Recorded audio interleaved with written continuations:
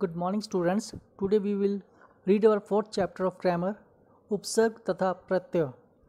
उपसर्ग उपसर्ग वह शब्दांश होता है जो किसी सार्थक शब्द के पहले जुड़कर उस शब्द के मूल अर्थ में परिवर्तन करके एक नए शब्द का निर्माण करता है। उपसर्ग एक शब्दांश है। शब्दांश स्वतंत्र रूप से कहीं प्रयोग नहीं होता, लेकिन किसी के साथ जुड़ता है और एक अर्थ भी रखता है। हर उपसर्ग का एक भावार्थ होता है। उपसर्ग संस्कृत में 22, हिंदी में 13 और उर्दू में 19 होते हैं। उपसर्ग हमेशा शब्द के पहले लगा होता है।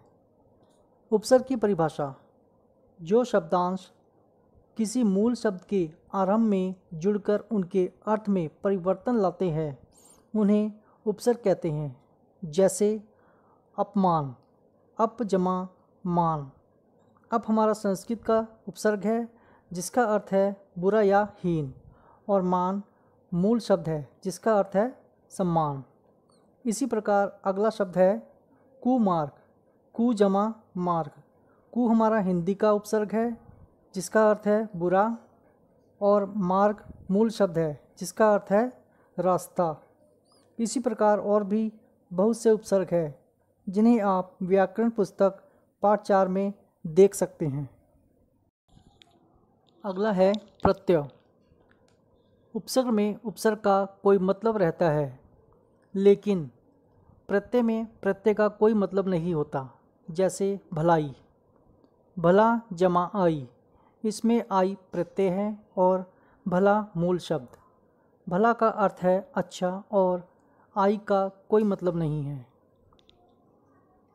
प्रत्यय की परिभाषा: जो शब्दांश किसी शब्द के अंत में जुड़कर नए शब्दों का निर्माण करते हैं उन्हें प्रत्यय कहते हैं।